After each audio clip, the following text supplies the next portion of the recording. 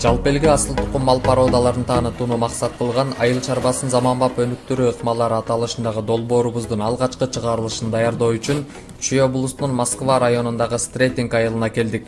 Бул жерде ишкер Тилек Эркинбаевдин чакан фермасы жайгашкан. Фермер Тилек Эркинбаев 8 жылдан бери асыл тукум Галштина породасындагы уйларды багып келет. Бул породаны ишкер убагында жергиликтүү уйларды жасалма уруктандыруу жолу менен алган. Учурда бул чакан фермада 10дон ашык сүт багытындагы Галштина жана Россия өлкөсүнөн алынып келинген Красная Степная породасындагы уйлар бар.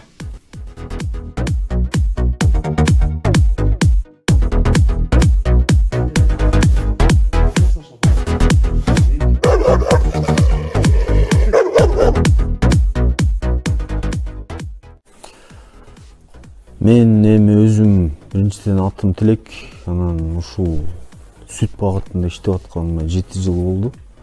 Анан бул жерде породаны тандаганда баягы таза кандуу эмес, бирок сүтү көбүрөөгүнө басым жасаймын да. Анан көбүнчөсү баягы Галштин породасы менен аргындашкан уйларда биздин жергиликтүү малды ошо жасалма жол менен уруктандырып, Галштин породасындагы уруктарды куйдурамын да. Жакшы баягы сааны көбүрөөк уйларды таап, анан ошолорду баягы жасалма жол менен уруктандырып, анан ошолордун торпокторун чоңойтуп багып келатам да бул күнгө чейин. Галштина уйлары сүттүүлүгү боюнча дүйнөдөгү башка породалардын алдыңкы сабында турат. Бул порода Америка жана Канадада 1852 жылдары пайда болгон. Интернет булактарында бул породадагы уйлардын Голландия өлкөсүндөгү Чернопёстур уйлары менен аргындаштыруунун натыйжасында келип чыкканы айтылат. 1983 жылы бул породага Галштина ысымы ыйгарылган. Сырткы көрүнүшү боюнча бардыгы ак-кара түстө окшош болушат. Көлөмү жагынан кадимки уйларга салыштырмалуу чоң жана сөөктүү келет. Орточо боюнун бийиктиги 143-145 см. Бир музоолуу уйлардын орточо салмагы 650 кг жетсе, букаларынын тирүү салмагы 1200 кг чейин барат. Ал эми музоолору орточо 32-38 кг салмакта туулат. Анан эгерде бардыгын шарт менен аткарчу болсо, булар деле жакшы эле семирет. Бирок эми этке булар жок. Этке жок. Көлөмү чоң болот булардын. Бирок баягы сөөктүү келишет да булар. Аябай. Биздин жөнөкөй уйлардан айырмасы бою ошондой эле болот да? Жок, бою булардыгы чоң болот. Чоң болот. Өтө эле чоң болот. Галштина породасындагы уйлар негизинен сүт багытында болуп эсептелет. Орточо эсеп менен бир уй 25-30 литрге чейин сүт берет. Каарманыбыздын фермасындагы галштиндердин да биринчи туутунда эле 30 литрден сүт бергендери бар. Жөнөкөй уйлардан айырмаланып сүт берүүсү туруктуу болгондуктан кийинки туутуна 2 айдай калган убакта да 15 литрден ашык сүт берип байыта албай кыйналабыз дейт фермер. Ошондой эле Тилек Эркинбаев багып жаткан уйларынын таза кандуу Галштина породасында эмес экендигин баса белгилейт. Фермердин айтымында чыныгы галштиндер мындан да чоң көрсөткүчтөрдү берет. Мына мисалы Галштин багытына басым жасайын деп атпайм, могул кунажын алдыңардагы. Ушунун энесинин энеси жөнөкөй эле уй болчу да. Эми кандай жөнөкөй, ал деле бир 25 литрдин тегерегинде берген уй болчу. Анан ошону качырып, анын кызын дагы Галштин менен кудуруп, жыйынтыгы могу болду да. Бул эми экинчи поколение деп коет. Экинчи поколение болуп калды да Галштиндинчи. Артыкчылыгы мына түзүлүшү өзү деле жакшынакай болот булардын. Бүт баары эле багуудан болот. Мына тойтуна туутка жакшы даярдаган биринчи туут кунажында бул тууганына бир 15 күн болуп калды. Азыркы маалда бул 25 литр сүт берип атат азыр. Биринчи тууту менен да кунажын.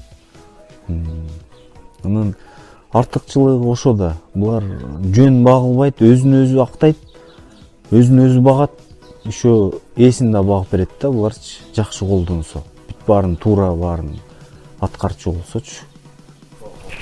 Бул мына таза Галштин, бул да биринчи туут кунажын. Тууганына бир 3 ай болуп калды, кайра качып калды. Буюрса. Ушуну мен 1 жаш 8 айында качыргам да. Көлөмү азыр мунун бою холкасы 1,56 да бийиктиги. Бул чоңдорго кирет. Баягы кечирээк качырса ушундай чоң болот. Бул биринчи тут менен 31-32 литр сүт берди. Эң көп дегендечи. Азыр мына тууп, буюрса качырып койдум, азыр бооз кайта уже. Кыскасы мен бул чарбамда, чакан чарбамда 20 литрден жогору берген уйлар да бардыгы эле. Биринчи туутунан 20 литр үйдө кетет да, 25, жакшылары 30 литр да. Баягы еще таза кандуу эмес да. Ошонусунда токтоп кетейин. Эгерде булар таза кандуу болгондо андан көп результаттарды берет да. Таза кандуу эмес эле, мына аргындашкандарым эле ошондой 25тен үйдө берет да. Бул фермада багылып жаткан галштиндерден башка дагы красная степная породасындагы уйлар жөнүндө айта кетпесек болбос. Бул уйларда сүт берүүдө галштиндерден кем калышпайт. Чоңдору 30 литрге чейин сүт берсе, кичинелери 20 литрден кем бербейт. Сүтү абдан майлуу. Бул уйларды ишкер 4 жыл мурун Россиядан алдырган. Дагы бир артыкчылыгы мындай породадагы уйлардын ден соолугу бекем болуп, климаттын түрдүү шарттарына ылдам көнүп кетүүгө жөндөмдүү келет дейт Тилек Эркинбаев. Бул баягы Россиядан бир опыт кылып көрөйүн деп 4 жыл мурун ар жакта турат деген энеси. Красная степная деген порода, бул Россиянын малы да. Шуну алып көргөм, бул деле жаман эмес экен. Биринчи туту менен 20 литр сүт берди. Булар аябай ден соолугу бекем келет экен да. Булар биздин шарттарга, Кыргызстан шарттарына тоого деле чыгат экен буларчы. Жайытка чыгат, сүттөрү да аябай майлуу келет да булардын. 30 литрден сүт берет экен 3-4 туутунда. Бирок андан көпкө тартпайт да. 30 литр, бирок 30 литр деле жакшы деп эсептейм мен.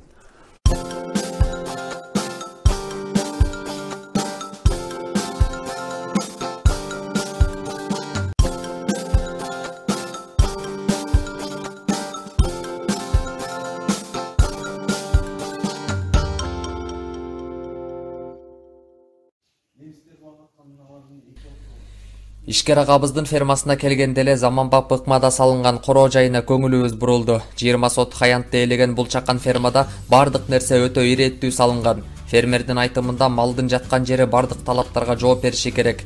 Бул нерсе биринчи орунда эле малдын ден соолугу үчүн абдан маанилүү. Мына ушул нерселерди эске алып ишкер короодогу уйлар үчүн керектүү бардык шартты түзгөн.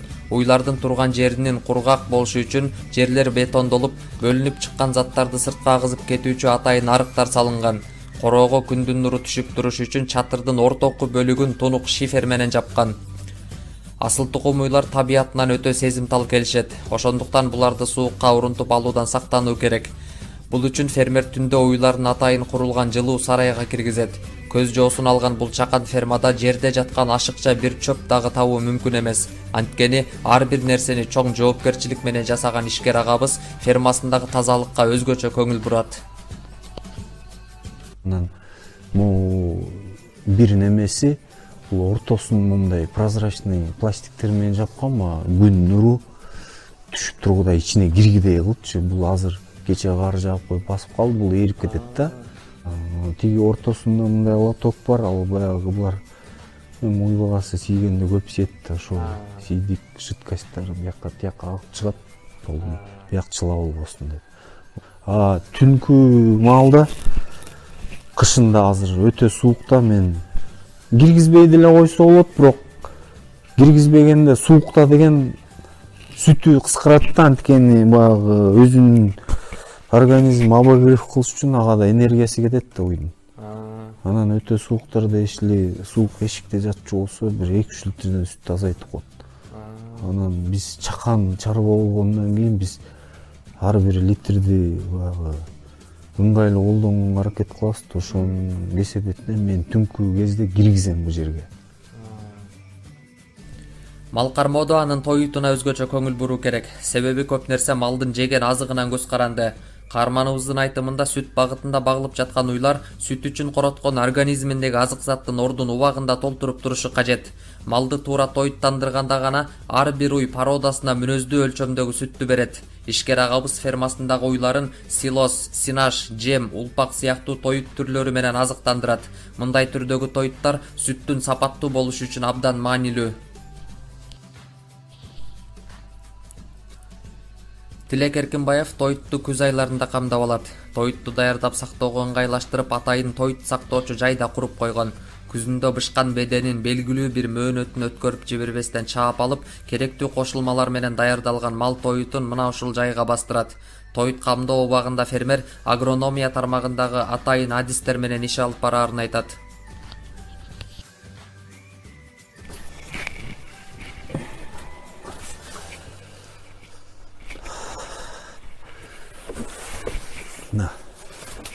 Эки түрү бул жерде. Бул силос жүгөрү дан менен. Бул синаш.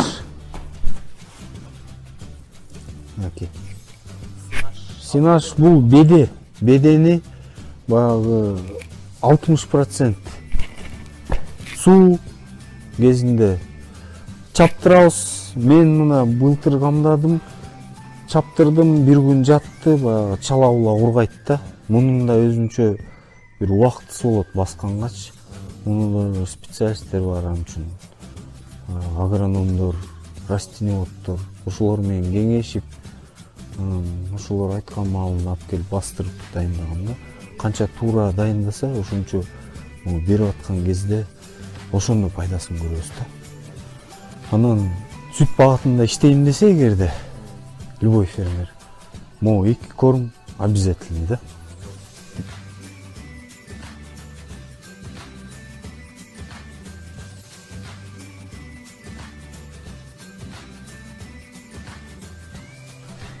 Башында эми айыл жергесинде тургандан кийин ар бир үйдө уй баласы бар да, күнүмдүк оокат сүткө ичкенге дегенде эле каймак жегенге деп. Анан кенедей кезимен эле уй бар болчу үйдө. Анан кийин өзүм ошо ойлонуп эле ушул ишти кылып көрөйүн деп аракет кылып, ушундай уйларды издеп таап, анан өзүм берилип кеттим ошогочу. Токтоп кетсем, Галштин боюнча, бул Галштин дүйнө жүзү боюнча сүт багытында биринчи орунда болот да, Галштин породасындагы уйларчы. Булар жөн багылбайт, өзүн өзү актайт, өзүн өзү багат, ошо ээсин да багып берет да буларчы. Эми киреше болуп турса, адам өзү да кызыгат да. Бул биринчи тут менен 31-32 литр сүт берди. Баягы мындай жөнөкөй уйду бакканда деле ошо бокту чыгарасың. Мындай уйду бакканда деле ошо бокту чыгарасың. Булардын орточо баасы 150 000 го дейм. Местныйдын бүт ушундай шарт менен баксаң, эгерде ага баягы заложенный 20 литр болсо бүттү, аны койт шоколад берсең да андан өйдө көтөрүлбөйт да. Анын баары эле келип эле тоютка такалат, анан шартка такалат. Менин тажрыйбамда болгон ушул Галштин тукумдары 7 ай бооз кезинде 15 литр сүтү менен турган. Байыта албай да кыйналгам да. Ар бир фермер ошого жетип алса жакшы эле да.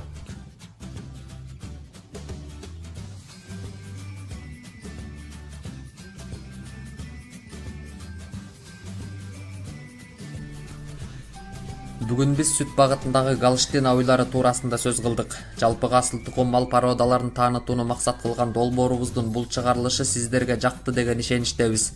Биздин бардык берүүлөрдү үзбөй көрүп туруу үчүн Жамааттык медиа YouTube каналына сөзсүз катталып, алдына чыгарылыш тууралуу ой-пикир, сунуштарды калтырып өтүүңүздөрдү суранабыз, урматтуу көрөрман. Ошондой эле бул берүүнүн аудио форматын 103 жыштык аркылуу Сусамыр FM үн алгысынан уга аласыздар.